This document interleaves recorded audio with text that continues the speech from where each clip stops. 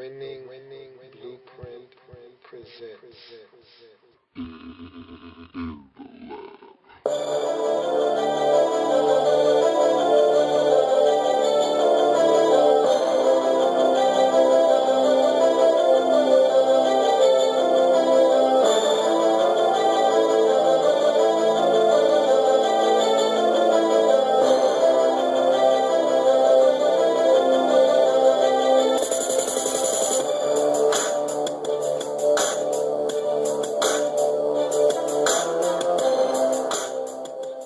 In the Lab Room. New Orleans Saints. Remember Back to the Future? Well, we're going to take a trip today. You have to trust me.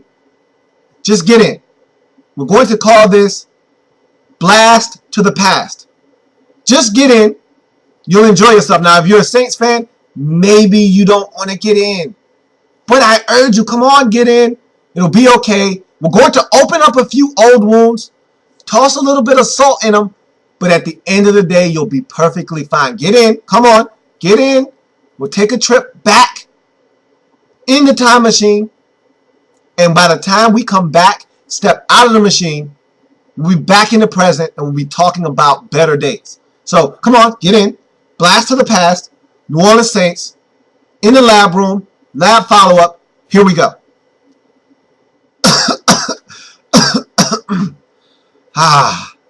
Yes.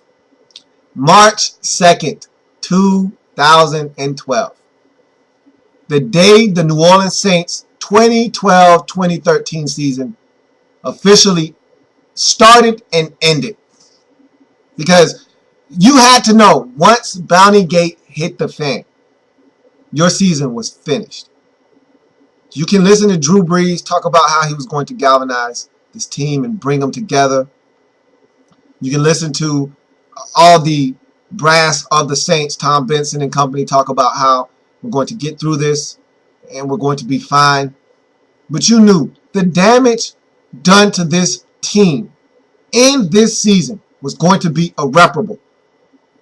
Greg Williams is no longer a part of your franchise, yet his part in this had long-reaching consequences. He was in the Saints organization when this thing dropped, yet he still was able to extend his octopus arm back over to the Saints locker room, franchise, coaching staff, and really get a lot of people in trouble here. Mainly your head coach. See, Joe Vitt, if Joe Vitt was the only one to get in trouble on this staff, you would have been fine. If you could have had Sean Payton and just ran with that, you could have lost Joe Vitt for 6 weeks. You would have been fine. Losing Sean Payton, however, for a whole entire season, detrimental to this New Orleans Saints football team. And you knew this proceedings was going to take a long time. There were going to be a lot of hearings. There were going to be a lot of appeals, back and forth. At the end of the day, the damage had already been done. Even if the NFL would have said after 4 weeks of the season, said, hey, we reduced Sean Payton's suspension to 8 weeks, Saints were still going to be done, dead in the water, because too much had been taken out of this team already. And it was apparent from the start of the season. And look, there were a lot of things hanging over this team in the offseason last year. There was Bounty Gate. Drew Brees hadn't even had his contract yet. And I don't know what the Saints were waiting on. He's the face of your franchise. Without Drew Brees, you're the New Orleans Aints. And so, why this man had to wait so long to be paid, I don't know. Behooves me, because he should have been paid. That should have been priority number one in the offseason. Pay Drew Brees. That would have been the one way to quiet all this Bounty Gate noise, or at least bring it down to a hush.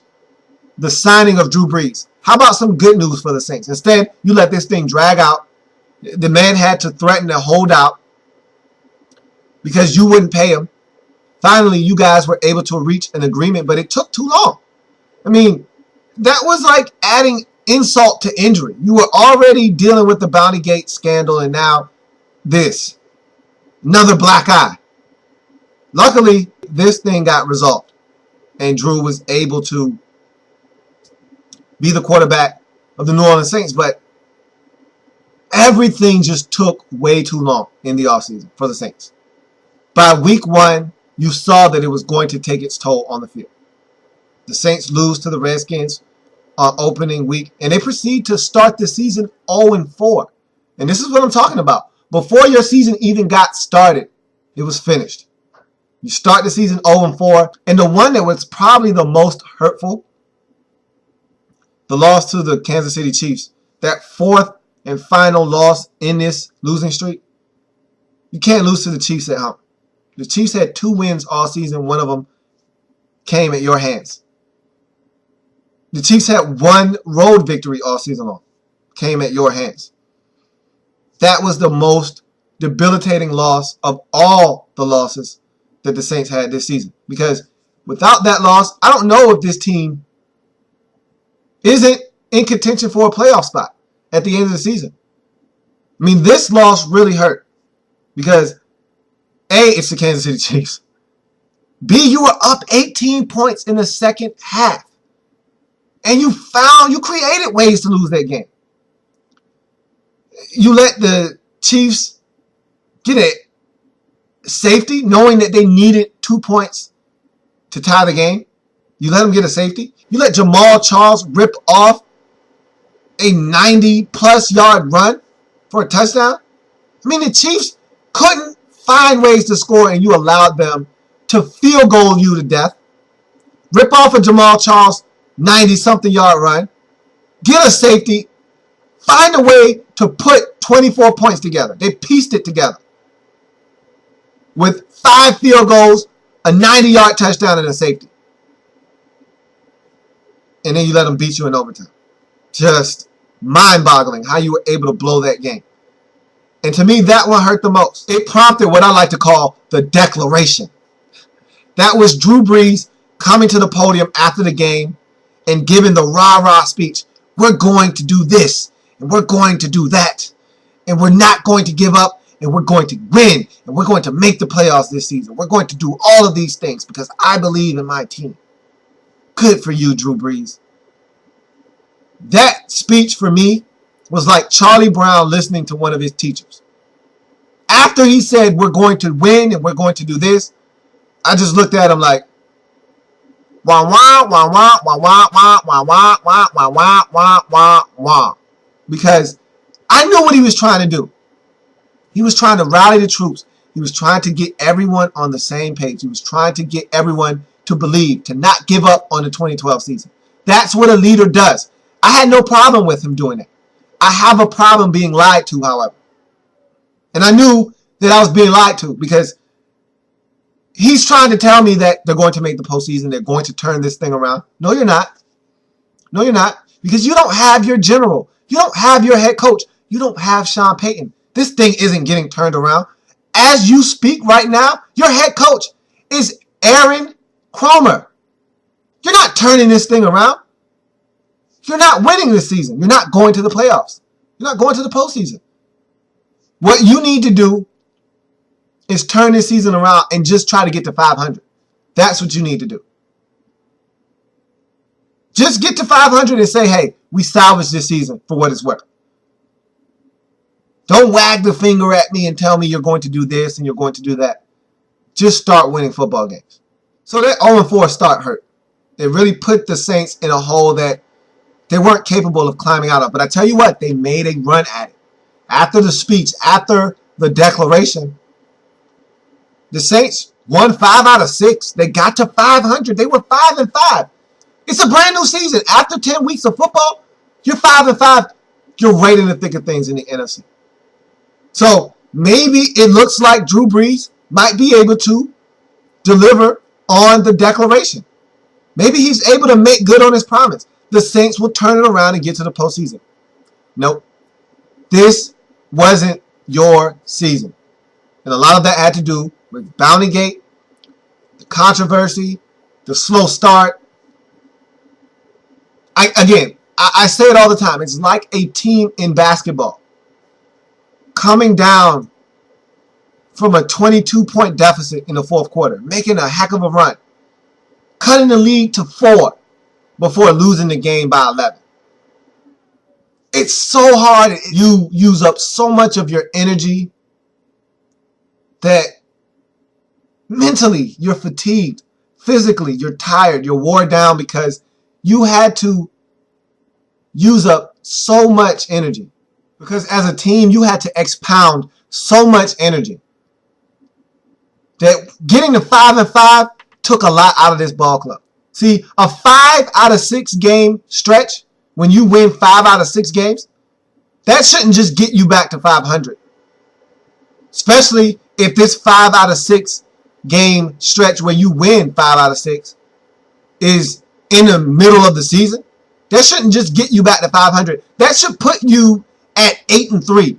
That should put you at 7-4.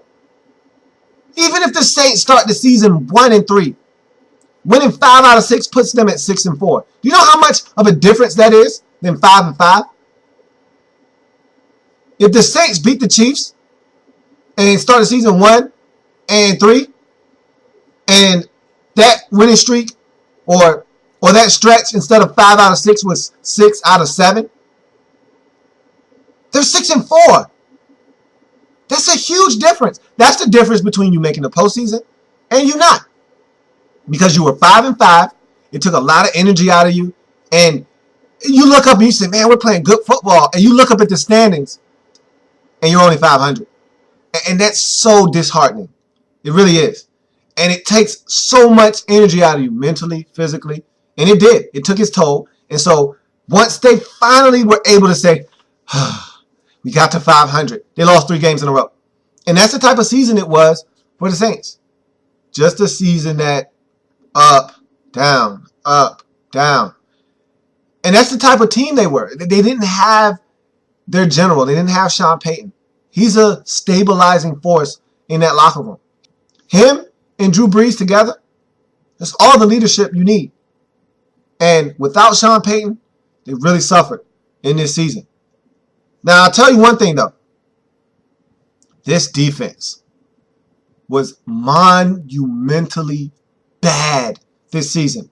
At times, I was questioning whether this Saints defense was the worst defense I've ever seen in my whole entire life. This was some bad defense they were playing on the field.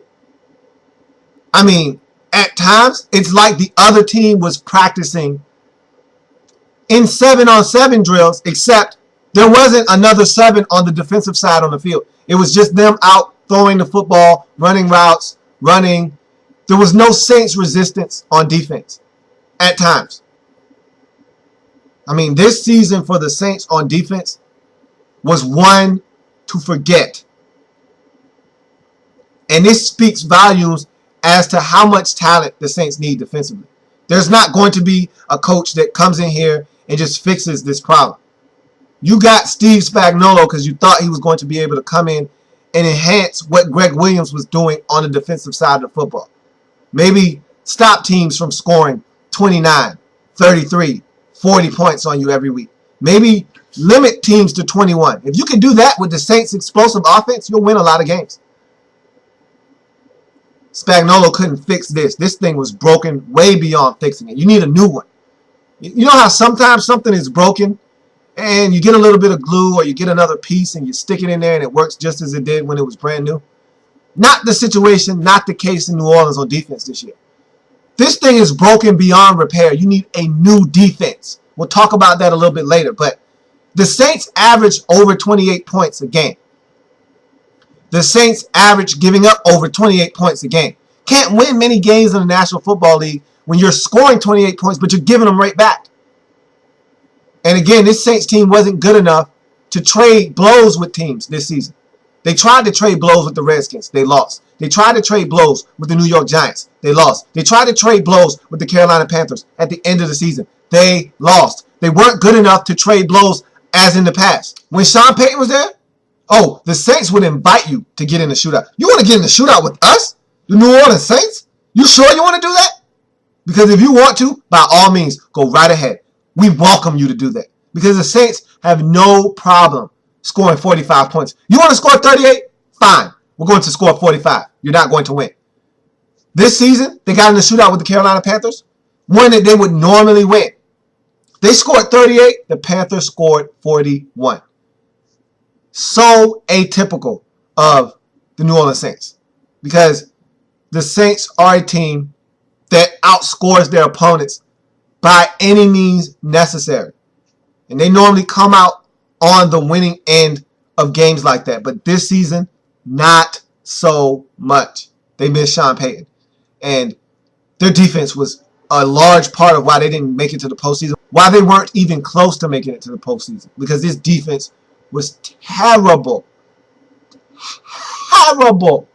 And so, that's where a lot of changes need to be made in the offseason. If you're talking New Orleans Saints football this offseason. Defense is where you start. Defense is where you spend your money. Defense is where you put the most attention to in the draft. When you have the third ranked scoring offense in the league, you should be able to win a lot of games. Except when you have the 31st ranked scoring defense in the league. That's when all bets are off. And so the Saints just struggled to stop people from scoring points in this season. It's one thing to give up a lot of yardage, bend but don't break. It's a totally different animal when you're giving up points. Because you can overcome yardage. Hey, if they're kicking field goals, you can still win. When they're getting touchdowns, now it's an uphill battle you have to climb. And this defense, they only got 30 sacks on the season. While that's not a horrendous number, it's not a great number either. They can be better. And their best sack guy was Cameron Jordan. And really, he had 8 on the season. 6 of them probably came against the Philadelphia Eagles on that Monday Night Football game where the Eagles just couldn't block anybody. I could have ran out there and got 4 sacks against the Eagles offensive line that night. You could have ran out and got 5 sacks. I mean, the Saints weren't blocked that night, and Cameron Jordan had a field day. But the Saints need to be better defensively everywhere. We'll talk about that a little bit later, though. I have an issue offensively, and I don't have many issues offensively with this team. Jimmy Graham's a stud. You know what you're getting out of Marquise Colston. Lance Moore, when he's healthy, one of the best slot guys in the National Football League. I like this Joseph Morgan guy. And look, he only had about 20 catches this season, but he averaged 37 yards a catch. Insane. I think he had like 10 catches for 376 yards. That's 37.6 yards a catch. Mind-boggling. And so I like Joseph Morgan because he stretches the field. He takes the place of a Robert Meacham, a guy that can stretch the field. That catch he had, I want to say it was against Tampa Bay. Amazing. Just one of the freakiest catches you'll see. To not go down and still score a touchdown. That guy is a weapon. I like Joe Morgan. The Saints offense is fine. You lose best offensive lineman in Carl Nicks. You just replace him with Ben Grubbs. The party doesn't stop on offense for the New Orleans Saints. The offense is fine. If you do nothing to the offense this offseason, you'd be fine. Because the offense with Drew Brees at quarterback and Sean Payton coming back in the fold, we'll talk about that a little bit later, you're fine. As constructed, if guys stay healthy, relatively healthy, this offense is going to be a juggernaut as it always is. They were good in this season. This offense, Drew Brees, threw for over 5,000 yards, 40-something touchdowns, 19 interceptions. Look, this offense was stellar. They're not the issue. The only issue, however, I have one gripe with this offense this season. Why wasn't Chris Ivory on the field more? Need answers to that. Okay? If you're going to trade him, trade him. But please, by no means do you let a guy that is as talented as Chris Ivory sit on the bench and rot. It seemed like every time he got in the game, he made something happen. Big run against the Eagles for a touchdown. Helped you win that game. Big run against the Falcons. Helped you win that game at home. Gave the Falcons their first loss of the season. Chris Ivory was huge in that game. When he plays, he performs. I don't understand why this is a guy that's only getting the ball 28 times in a season. Chris Ivory should have been on the field producing for this New Orleans Saints football team. And yeah, I know you got a stacked backfield. You've got Ingram. You've got Thomas. You've got Sproles. I know that him getting carries is a luxury, is going to be a stretch. But look, you're telling me that Pierre Thomas can't take a few carries less so that Chris Ivory can get the ball? Are you telling me that? Look, I know Pierre Thomas is a do-everything back. He catches it. He blocks well. He runs it hard. Give Chris Ivory more touches. That's what I was screaming all season long. No one listened. Even though he was producing when he did touch the football, I couldn't understand why he wasn't touching the ball more. That was one of the enigmas for me all season long with this Saints offense. Is why Chris Ivory isn't helping you dominate the football more in the run game. But to each its own. And so it happened. Can't go back and change that, but I think that Chris Ivory needs to move on. If you guys aren't going to utilize him to his best capabilities, move on. It needs to be a mutual part for both parties. Allow him to go and flourish somewhere else, and you continue on with your stable of backs. But that was the only gripe I had for the Saints offensively this season. Drew Brees brought the interceptions down. He was very efficient, over 5,000 yards passing, again, 43 touchdowns, 19 interceptions. Can't ask for it to be much better than that. You had 3 receivers approaching 1,000 yards, 2 of them eclipsing it. Colston and Moore both went over 1,000. And then Jimmy Graham was about 18 yards away with like 982. So you're talking about almost having 3 receivers over 1,000 yards. That's unheard of in the National Football League. But this Saints offense can produce those type of numbers. So offensively, you don't have any issues. If you were to go out and do anything in the offseason, it would only help enhance your offense's chances of being that much more explosive. But honestly, I don't think you need to divulge any attention to this offense. I think you need to be concentrating on getting this defense right, because offensively, you can win. Defensively, you can't win with the way your defense performed this season. All right, so let's talk Saints football moving forward. Whew, we're back. We're back in present day. See, that journey wasn't that long. It wasn't that hard. It wasn't arduous. It may have been a little painful to relive the events leading up to your season's demise, but it was needed. Before you can take 2 steps forward, sometimes you have to take 1 step back. We've taken the 1 step backwards. Now we're taking our leaps forward now. And now we're talking Saints in the present day. Sean Payton this week was reinstated. Great. He's back. You knew it was going to happen.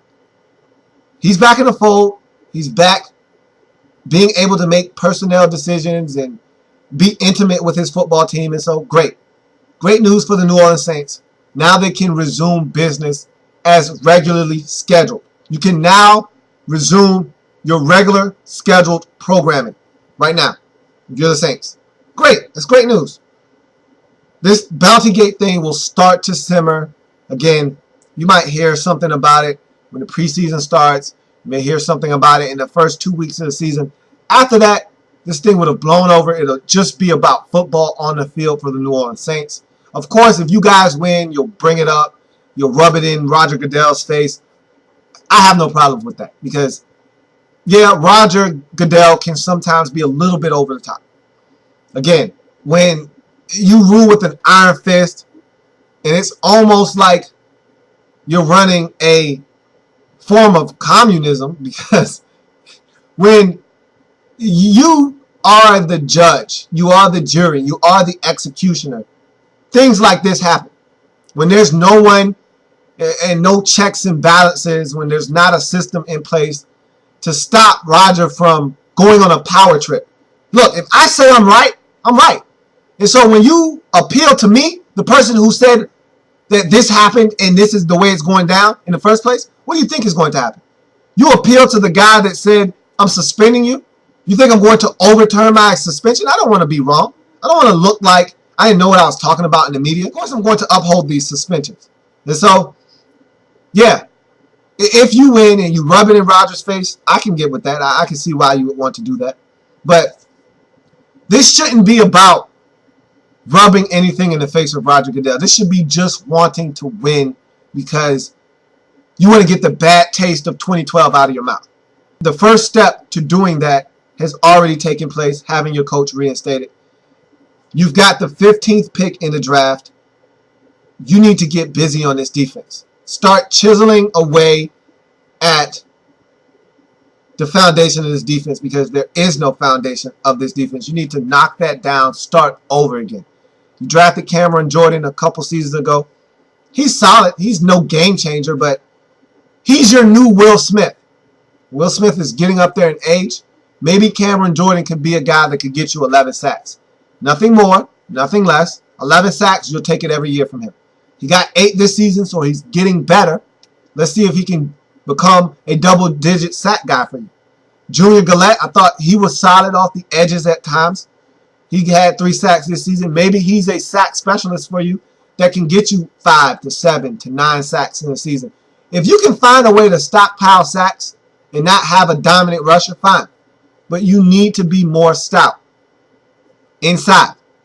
Now, you could use a defensive tackle because I don't think you guys are that good inside. You could use a rush in because I don't think you guys are that great out there, but I think you can get by with the defensive ends that you have. You need help inside a defensive tackle. You need help at cornerback. You could use some linebacker help. Yeah, you went out and got Curtis Lofton. Jonathan Vilma, I don't know if he'll ever be mentally and psychologically fixed from this Bounty Gate episode. You could use help at the linebacker position, though. You could use help at safety.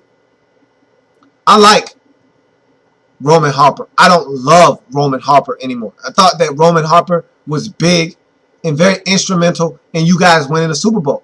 But that was how many years ago?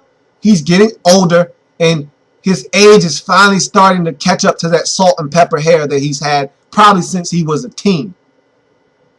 Now, you need to start looking for a replacement. Someone that can come in and be a solid safety, because I tell you what, the best player on your defense is Malcolm Jenkins at the safety position. That's the best player you have on defense right now. And so you need to start building around Malcolm Jenkins. I love Malcolm Jenkins at the safety position, but he needs help. He needs help in the form of another safety. He needs help. You need about 3 corners right now. You got rid of Tracy Porter as if you had it that way. I think that you have some young corners. Patrick Robinson, I see flashes of a guy that could be a solid corner in this league, but he makes too many mistakes. And so there's a lot left to be desired in your secondary right now. So I think you could use some more secondary help. You could use help at safety. You could use help at corner. I think the linebacker position could use a shot in the arm. You could use a boost at defensive tackle. What I've just said to you is that you need an overhaul on your defense. You don't have to address this just in the draft. There's free agency. And so there's many different ways you can go about addressing this, but you need to address it. Because giving up 28 points a game isn't going to win you many games in the National Football League. And so for the Saints, you've got your head coach back. That was step 1. Step 2, you need to have a very good offseason in terms of free agency. And in 3, you need to take advantage of your position in the draft. You draft in the front half of the draft for the first time in a long time. Normally, you're in the 20s in the back half of the draft, and you have to think smart. Now that you're in the front half of the draft, you need to utilize this pick very smart so that you're not drafting in the front half next season. What is Akeem Hicks going to be for you? You drafted him last year. That's why you don't need to go defensive end. You don't know what he's going to be. You already got Cameron Jordan. You drafted him about 2-3 seasons ago. Junior Gillette, I thought, was a good specialist off the edge. So I think you're fine at defensive end. Go defensive tackle. Go linebacker. Go safety. Go corner. All of those issues need to be resolved in either free agency or the draft. And look, you might not get all of them fixed. It's a process. If you fix the defensive line and you fix corner or you fix safety or you get a linebacker, because see, in the draft, you might draft 10 players. 7 of them might make your roster, and only 4 of them might be any good. So if you get 4 players, 2 are defensive linemen, 1's a linebacker, 1's a safety. You don't get any corners out of this draft that are of note. Fine. You would have fixed a lot of ills on this defensive unit. You're not going to change all of these things overnight. You need to start stockpiling bricks. Get pieces to this defense that will help you become a better defense. If you become a better defense, naturally, you will become a better team because your offense is just that dynamic. And that's going to do it for the New Orleans Saints. Thank you for joining me here on the Lab follow-up for the New Orleans Saints. Come back on Monday when we get into the 16th pick in the NFL draft, when we'll be talking St. Louis Rams football. Who knew the New Orleans Saints would be drafting and picking before the St. Louis Rams? Odd. But that's what the situation is. And so we'll be talking St. Louis Rams football on Monday. See you then. Thanks for joining me. Have a good one. New Orleans Saints.